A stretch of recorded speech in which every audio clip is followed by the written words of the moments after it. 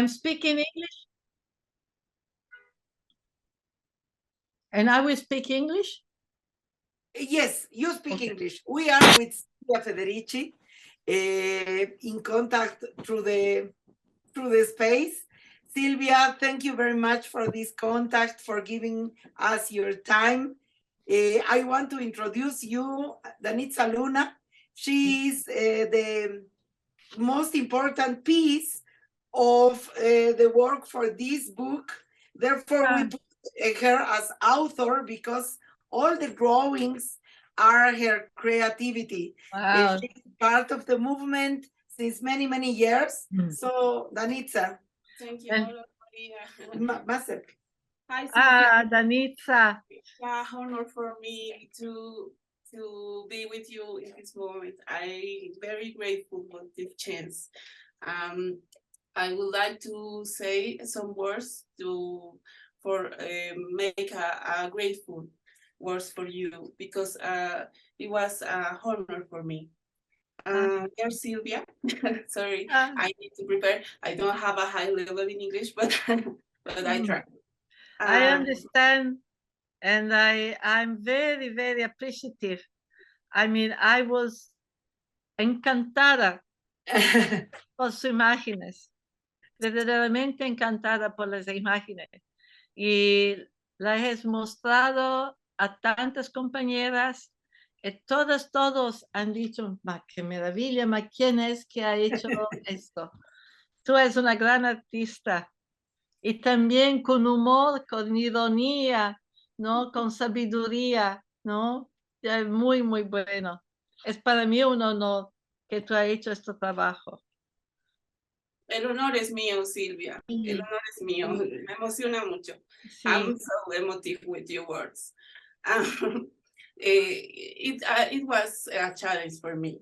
I think I would like to say you some words. There, Silvia, I'm Danitza, the illustrator of the book Conceptos fundamentales para las luchas feministas. A book thought to be a graphic version, a creative version, about a democratizing and elitizing version of your book, Caliban y La Bruja. First of all, I want to thank you on behalf of myself and my colleagues of Mujeres Creando for your generosity and for having authorized this version in the warmest and most horizontal way possible. Very grateful. I want to tell you from the bottom of my heart that this version is a book made with much love and respect for you and your work. By women who not only live and struggle in this corner of colonized South, that is Bolivia, but we are also women very attentive to the value of your contributions to our territories. And we hope that your contributions can reach the women most beaten by this patriarchal, racist, and capitalist system. That is our hope, and that is why thank you very much for your generosity, Silvia, to share your work with us. I also want to tell you that for me was a honor again, and at the same time a challenge to rethink and convert in images the valuable concepts that came out of your work, and that I'm very aware that they are the product of a lifetime of a struggle and a research. Thank you again, Silvia. It's a deep wish for me that our book can be a beautiful and provocative invitation to read Caliban y La Bruja for many brown girls, for many brown women on this side of the world. Thank you, Silvia.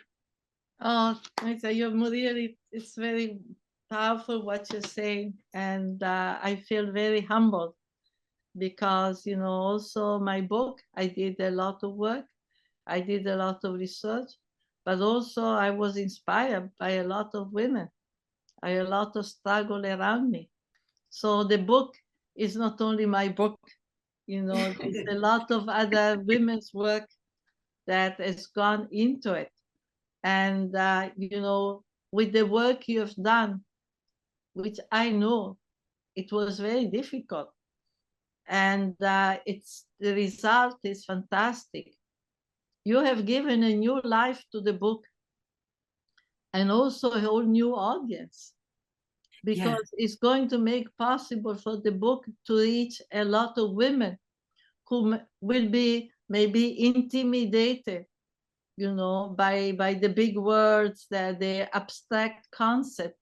But then, you know, the images are very immediate. They touch you. They speak even before the words. And so you have really broadened the audience for and the readership for the book. And that's really, I infinitely grateful. I'm very, very grateful, because I never thought that this would be really possible so powerfully, you know. And each page, you know, I imagine was hours and hours of work, you know, to think of it, and then to translate it into images, and to think for each concept. It's really phenomenal work. You are a real artist. You are an amazing artist. And so that's I think it will be great when we are together, because I hope so. I wish to give you a big hug. To both of you. Many women are waiting for you. And you know, Silvia, we have been using all these years your book in little groups to study. And then we saw, I don't know, you know how many editions Caliban y La Bruja has? In any country you have a Caliban y La Bruja, right? Yeah, about 21. I think there's been 21 in 21 languages. Wonderful. Yes. But we wanted to do something different. I know. We thought it is so easy to take your book and print it. Yeah. But we wanted something different. And for Bolivia, it is really very important, this work, because it is not a few group of women who didn't have the opportunity to go to school. Or it is not a few group of women who doesn't have the time to read a big book. That is also a problem. And therefore, this book is, how do you think this democratization, this deselitization, and we know your book was not intended to be for elite. No. But anyway, but there's always been a real big concern for me to write things that are reaching a lot of people, because as I wrote in the preface, I think those of us who, you know, I'm an old woman who come from early organizations where were male dominated, and we so often didn't understand what was being said, no? And so I knew how upsetting it was to listen and to not understand. And so many, like other women of my generation, we made an effort not to repeat what the men had done, no, not to repeat the big language, but still, because many of the concepts, because there are so many different stories, so many different culture, historical references, you know, there are different histories. So even if you try to speak, you know, a simple language, nevertheless, you know, there are really a lot of cultural barriers. And I think the images are powerful, because they translate in a very immediate way. So So they have the power to go beyond those barriers. Thank you very much for your words. Yeah. Silvia, how long did it take to make the research for Calibán y La Bruja? You know, I worked on it for about 20 years. Wow. Because I did a first edition with a woman. We started working with a woman about looking at the history of reproduction. And that was many years. But then I kept working on it, particularly after I went to Africa. After I lived in Africa, I went back and worked for more years, you know, for another 15 years. Because when I was in Africa, then the whole issue of the global economy, globalization, capitalism restructuring the global economy, you know, and I think I began to look at the period of the beginning of capitalist development in a different way, you know. And so all in all was more than 20 years. For about 20 years, I always traveled. Wherever I was going, I always traveled with a book and some notes. With the book, I always traveled with the books for Caliban and the Witch. And in the last year, if I was taking a plane, all I was worried was about the book. I was thinking, oh my God, if I die in a plane accident, all these years of work will be nothing. And so, were you conscious about the importance of Caliban y La Bruja? For me, it was important, yeah, but I wasn't sure that people would respond in the same way. Yeah, I knew it was I thought it was very important. I felt I had to write it. I felt it was important. It helped me to understand. It was a work of also really for me understanding what happened, because I had a lot of questions. And so I kept going, I kept writing, I kept researching because I wanted to understand what has happened, you know, and particularly how it was possible that you had so much cruelty against women. How did it connect with the conquest, with the colonization? How did it connect, you know? And I realized there was a big connection, big connection, you know, and this book, the book that you have made and that you and Danitza and other compañeras have made really shows the connection really well. The connection between the witch hunt in Europe and in the indigenous world, you know, and in the Americas. It's very, you know, all the imagery of Felipe Guaman, Poma de Ayala, so powerful, so important, you know, really. So I kept working until I felt, okay, I have a frame, you know, I could work out a theory, I could work out some explanation, make some connections. And that's why it took me so long. And now I'm happy that it took me so long time, because some things I couldn't see them right away.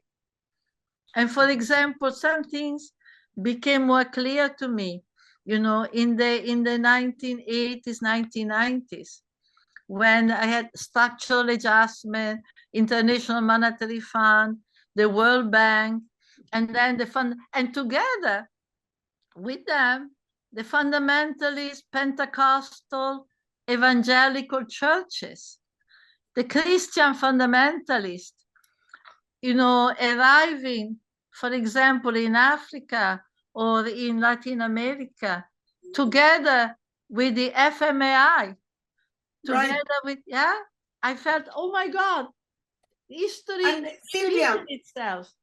In this moment, Yeah. which do you think should be the next big theme for the feminism all over the world? Yes. To research, to write on, to put attention on, because you have done a sort of basis. Yeah. Very strong and important. And we have to continue building Yeah. on it. Yeah. What do you think, on which themes do you think should be important to work on? I think the issue of the control of the basic condition of reproduction, the question of reappropriating and controlling and using collectively the basic material condition of reproduction, the issue of land, the issue of water, the issue of all the reproductive activities and organizing them collectively, not individually, not in separation from each other. So I think that that's a fundamental issue, because I think, look, when you look the way capitalism is moving, they have a highway, they have a plan. They have a plan and they are working on it very systematically. There's nothing really accidental in what is happening. No, they're really working very systematically. For instance, I think they have a plan to more and more expel people from the rural areas, to basically push people away from the land. They don't want people to be able to support themselves using the land, using forest, using, they want people to basically be urbanized, be all in the cities, so that the corporation can control the seas, the lakes, the forest, agriculture, right? So the corporation can use their activity for mining, petroleum drilling. This is really what is driving the politics of capitalism. And also they want the complete control over the body of people, applying technologies, right, to reproduction, controlling, basically technologizing our bodily reproduction, controlling, for example, a procreation, control. Yeah, I think that this is what is happening. And I think if they do that, it's going to be really a very cruel world. It's going to be already, even more exploitative, even more cruel than it is today, which is right. So the wars that are taking place, like the war in Ukraine, I think is around that. Nobody talks about it, but there's a land in Ukraine is changing hands. Yeah, there's a big process of privatization of land that is going on, and nobody talks about that. Everybody talks about the bombs and the aggression. But in fact, there's a tremendous entrance now of, corporation and privatization of land. And this is happening across the world. So the question of putting the basic resources into the hands of corporation, pushing everybody in the city, and creating an ideology that basically says there's no exploitation, there are no workers, you're not a worker. So they're trying to tell us that people are not workers. They are owners of a capacity, owners of skills, which they are bringing to the market. So that's much of the ideology that is being used is like market. So you're not exploited. You're just an owner, and you go and you sell what you have to sell. So you are the idea that everybody is an entrepreneur. So they are delegitimizing working class struggle. You're delegitimizing the idea that there is some exploitation. I think all of this, it's really a way of creating new human beings, of creating a new species. And also the way technology, the way applying technology to refashion bodies, refashion procreation, controlling, basically reducing the spheres of decision making. You know, I think that this is very dangerous. Yeah. And I think your words are very, very clear.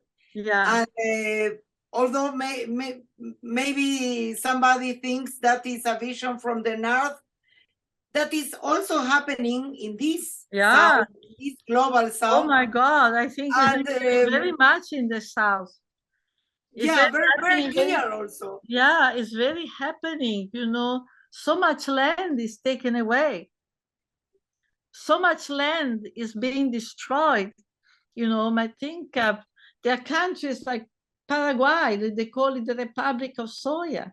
The land is totally contaminated. But there is a Republic of Soya composed from Argentina, Bolivia, and Paraguay. It is not a national state, but another republic. Right. You know, it is like another logic, economic, and so on. Silvia, it is we will have to break our conversation. We are with our public who is going to receive this book today. And we dream to have you in Bolivia to go deep in your speech. And just to finish, your words about this graphic version. What do you want to the public? What do you want to say to the public? I want to tell the public that they should buy the book, because I think that the book is very rich and speaks to all our creative power. It really speaks, you know, with words and with images, and it mobilizes our sense of possibility, mobilizes our imagination. You know, the images are very poetic, are very beautiful, very poetic, and very powerful. And they have a deep, immediate impact because they have a bodily impact. You know, images speak to our body and to our minds in a different way than words. And they convey very vividly the meaning of the book. So I hope they will buy the book and that, you know, they appreciate the creativity that it is in it. It's the first book of Danitza. The first book, and I think it's a big book in many senses. And thank you for your generosity with us, authorizing this version. It is very great for us, Silvia. And what are your hopes? Just to finish, your hopes. Well, my hope is for a feminist movement. I see that we are living a very, very difficult time, a very cruel, difficult time. But I think that my hope is for the feminist movement to not be divided, to overcome the division that now are being planted within it. And the feminist movement that can achieve its really potential, because I think that of all the movements, because feminism speaks from the point of view of the reproduction of life, it's the movement that can really create a common ground between many struggles, between the feminist struggle, between ecological struggle, between the struggle around sex work, between the struggle around education, the struggle around healthcare, the struggle around so we are seeing today the terrain of reproduction is the broadest terrain of human activity, and the one that is most important, because it has to do with life and death, with what is valuable. It has to do with the value of life. And so many, many struggles can come together as I said, health, education, childcare, procreation, ecology, forests, seas. It's and I think the feminist movement has the potential, if it can overcome, some of the weight has been appropriated, by the government, by the United Nations, by the neoliberal programmers, and some of the division within it. It has that potential. So this is my hope. I really look again at the struggle of women, the struggle of feminists, to really basically be a counter force, a countervailing force against all the destruction, that capitalism is now once again confronting us with. Thank you very much, Silvia. We are waiting for you in Bolivia, and we will dream and plan it so that we will have you here. Thank you very much.